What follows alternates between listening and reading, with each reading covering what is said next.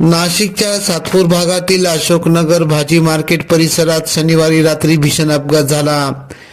एका भरधाव कारने रस्त्यावरील नागरिकांना उडविले। या अपघातात 3 जण जखमी झाले असून संतप्त नागरिकांनी संबंधित गाडीची तोडफोड केली।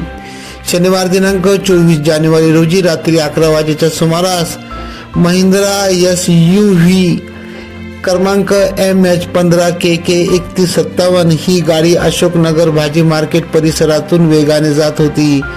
यावेळी चालकाचे नियंत्रण सुटल्याने या गाडीने रस्त्यावरील 3 ते 4 लोकांना जोराची धडक दिली। या भीषण अपघातात बाळासाहेब गोसावी आणि त्यांच्या मुलासह अन्य एक महिलाही जखमी झाल्याची प्राथमिक माहिती आहे।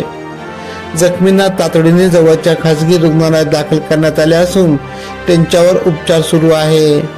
मिळालेल्या माहितीनुसार ही कार सातपूर पोलीस ठाण्यातील एका कर्मचाऱ्याची असल्याचे समजते। संबंधित कर्मचारी आपली ड्युटी संपवून घरी जात असताना हा अपघात घडला।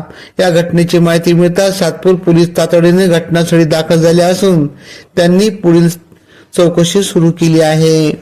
AKP न्यूज साठी ब्युरो चीफ अनवर खान पठाण, नाशिक।